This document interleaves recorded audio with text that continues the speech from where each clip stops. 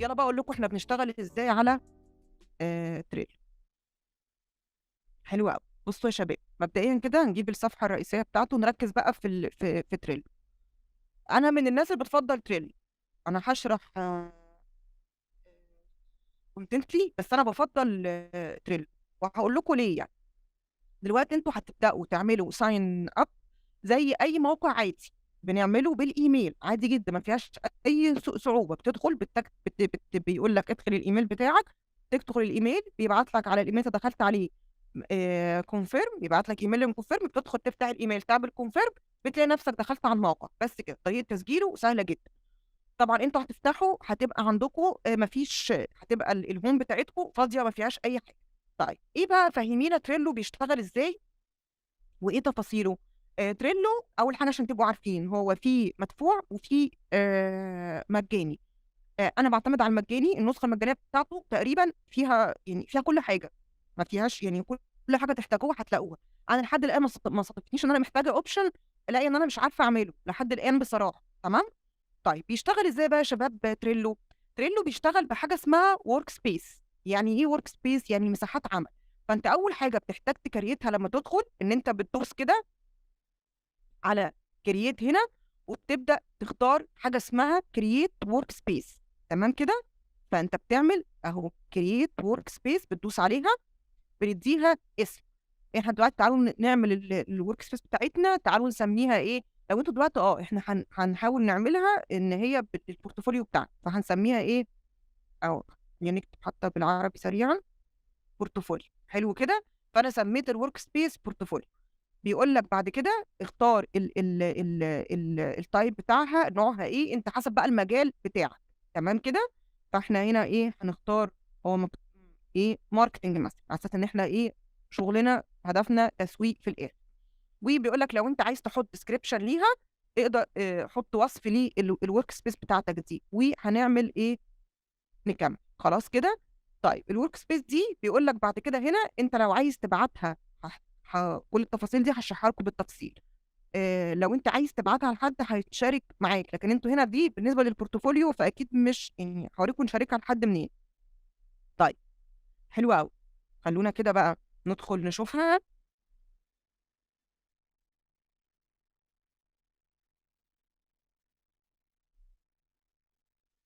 ثانيه يا شباب.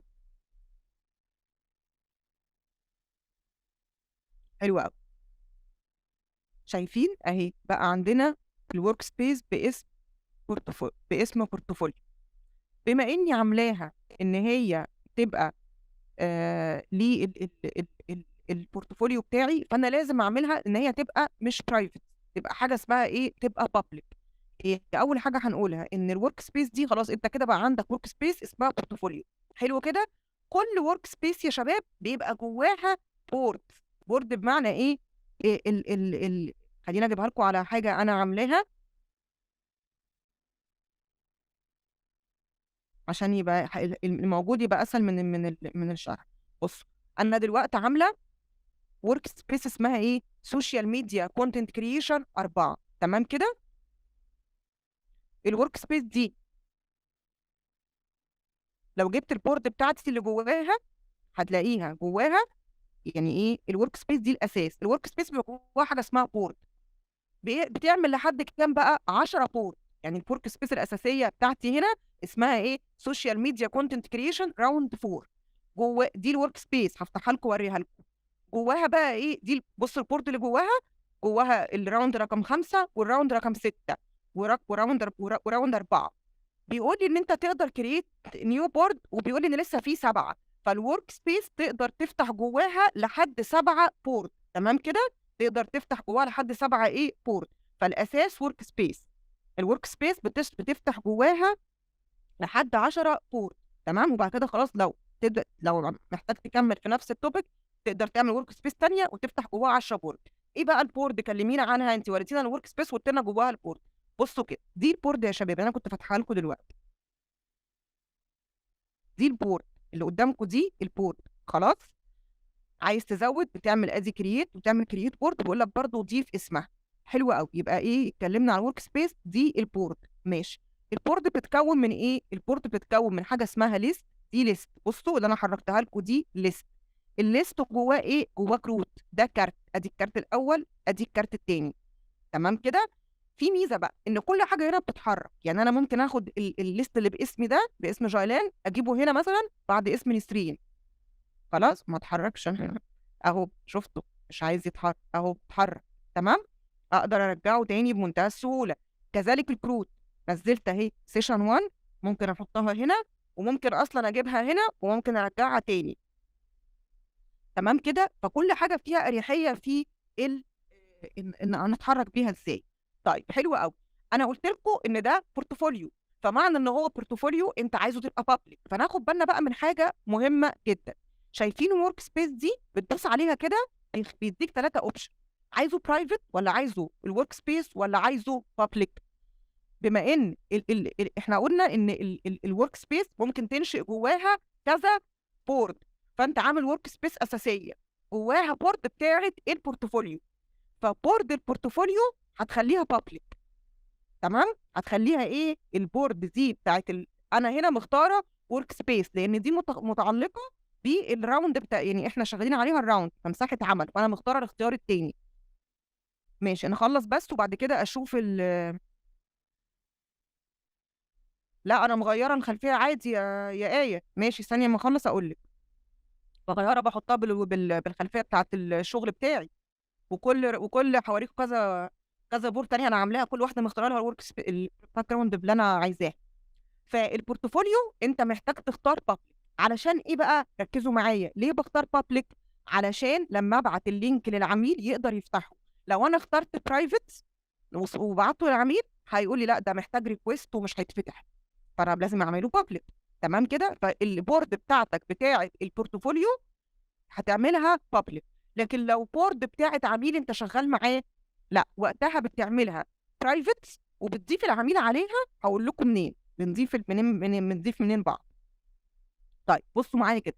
شايفين كلمه شير؟ انت بتقف هنا بمنتهى البساطه. يا اما لو انت محتاج تضيف حد معاك على البورد دي، لو ده شغل بقى، لو انا بقى بنظم شغلي، ما انا عملت لان انا هوريكم ازاي برضو تجدولوا الشغل عليه، لان هو ليه كذا. عشان كده انا برشحه لو اعمل من خلاله بورتفوليو.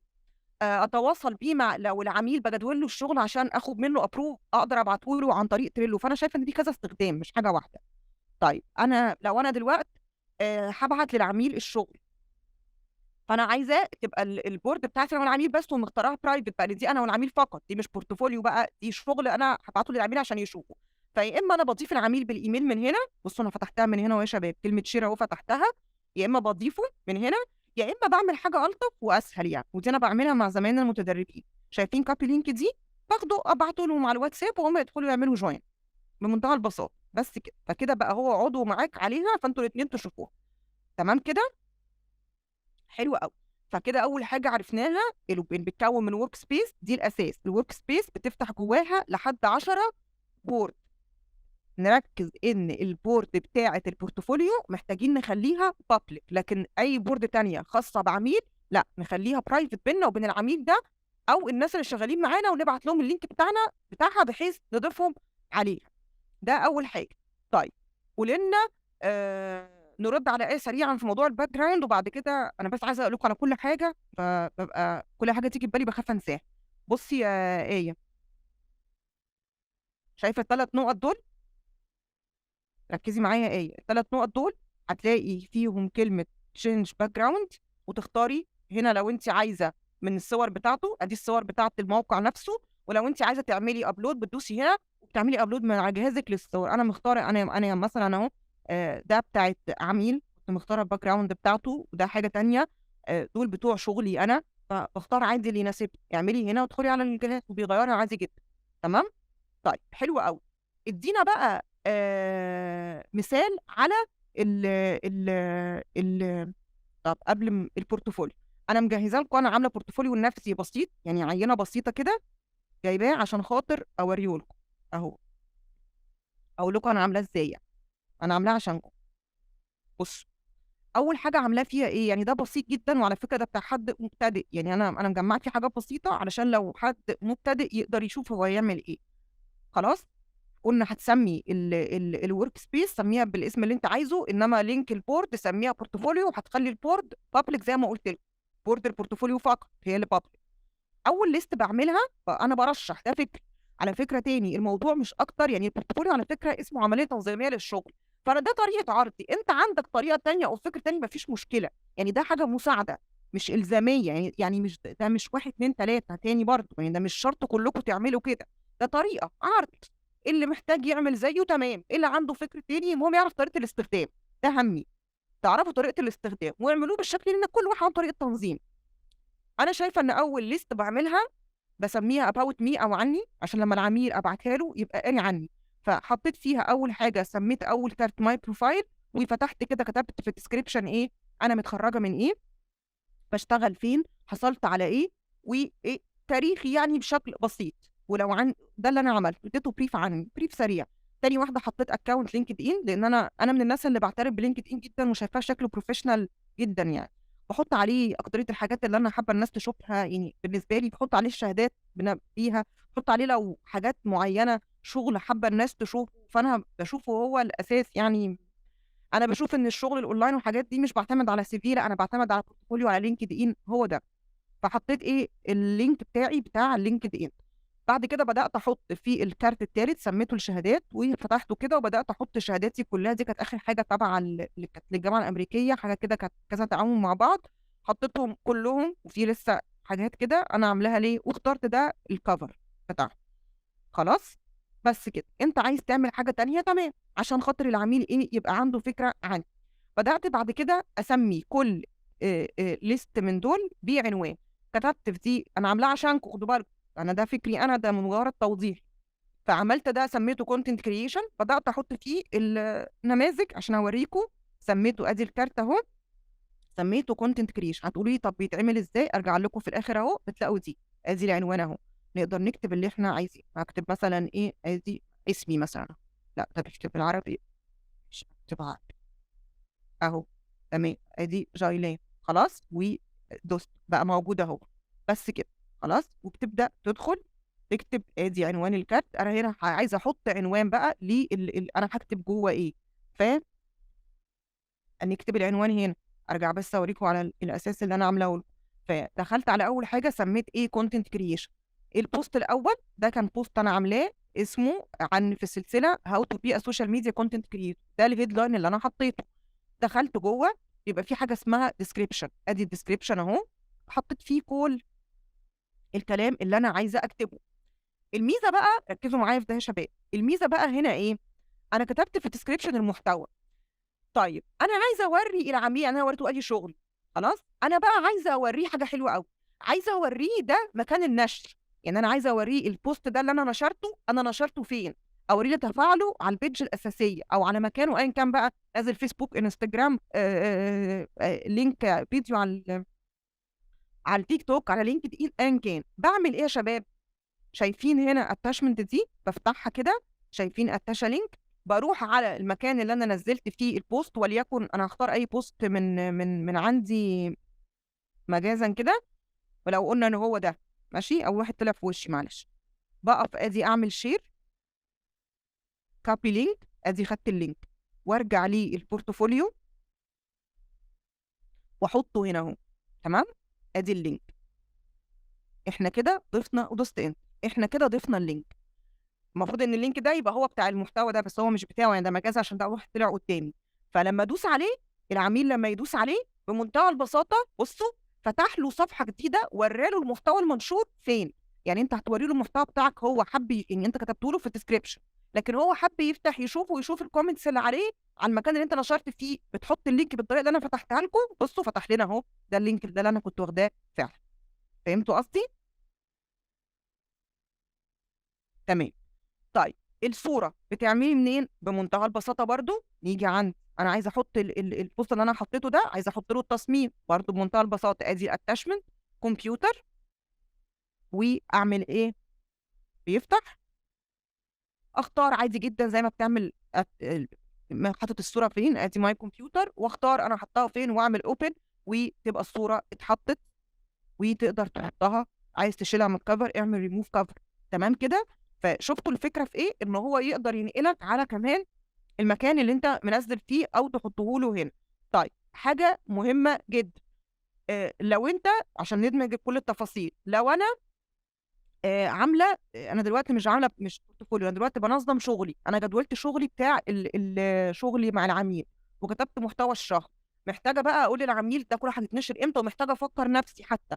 ففي حاجه لطيفه جدا، عشان كده بقول لكم هو ليه كذا اوبشن، بورتفوليو وتنظيم للشغل كمان، حتى انت بتشتغل مع عميل جدول شغلك منظمه، الديت ان انت بتفتح كده تبدا تختار. ممكن يعني انا كتبت كل المحتوى، كل كارت حطيت فيه ادي البوست الاول الثاني الثالث الرابع، كتبتهم، عامله 20 بوست على مدار الشهر، فاقدر عايزه اعرف كل واحد هنشره امتى عشان انا بعته للعميل ويبقى فاهم الدنيا، فاحط الديت هنا اهو واعمل اوكي، فبيطلع لي التاريخ.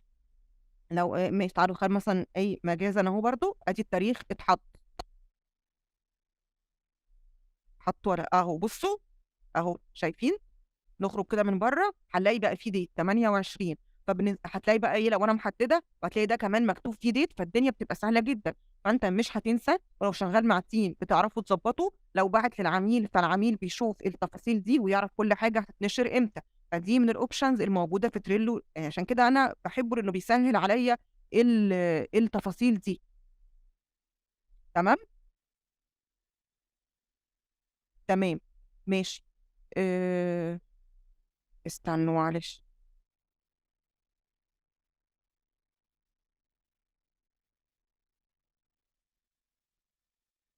يلا نشوف بقية تفاصيل، نشوف تفاصيل تانية. ليبل، يعني ايه ليبل؟ يعني انت ممكن مثلا تبقى عايز تعلم وتفكر نفسك بحاجات، فتبقى عامل مثلا ان الليبل الخضراء بتعني كذا عشان تفكر نفسك بحاجة، كلها حاجات تنظيمية.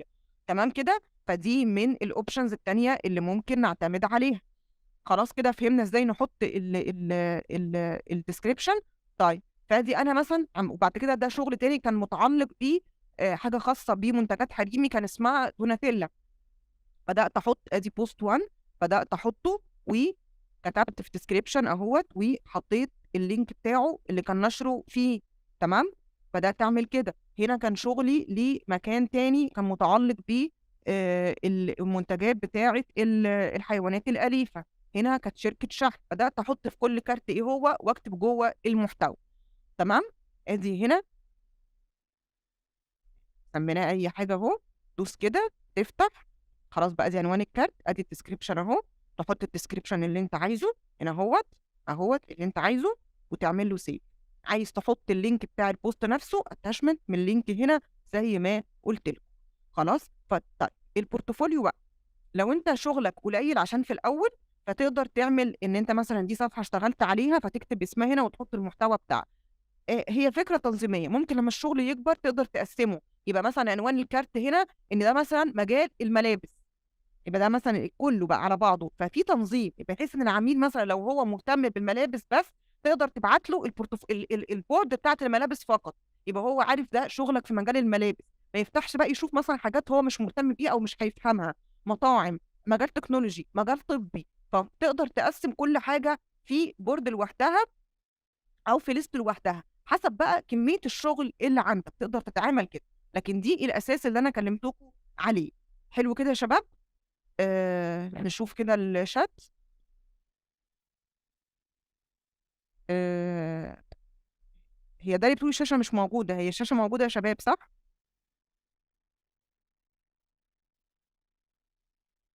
ماشي.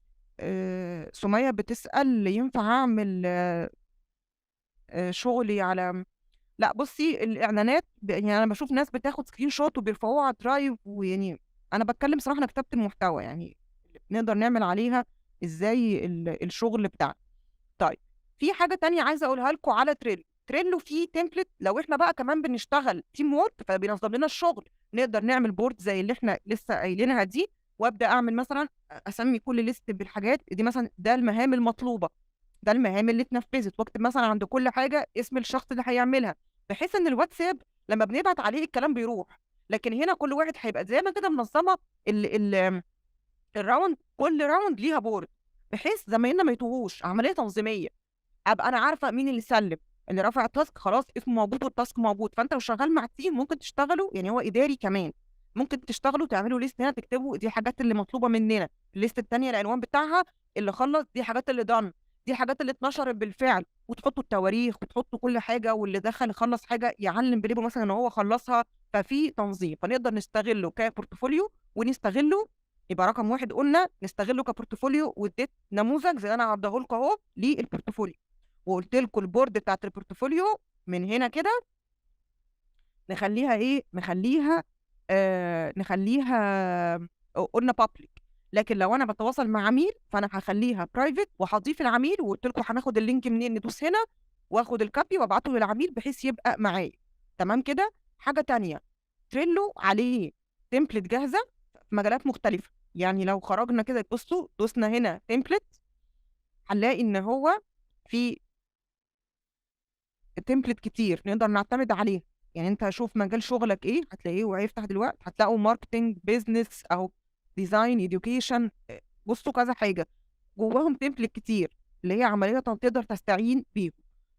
انا مثلا بصوا البورتفوليو اللي انا عاملاه للكونتنت بتاعي بتاع الشغل بتاعنا اللي بينزل على الجروب اهو، انا مسميه كل حاجه بيه. يعني ده مثلا السلسله بتاع هاو تو بي ا سوشيال ميديا كونتنت كرييشن، دي جواها المحتوى بتاعها. هنا كانت حاجه تانية اسمها كرييتيف ايدياز حاطه هنا، دي كانت سلسله في رمضان، الهيدلاين بتاعها كان اسمها نصيحه سريعه او كويك تيبس، وادي كل يوم كانت ايه هي. تمام. كل حاجه بدأ ايه احطها. ده هنا يعني الورك شوب ده المحتوى بتاع البوست المتعلقه بالورك شوب، كل حاجه مدياها ايه الاسم بتاعها. تمام كده.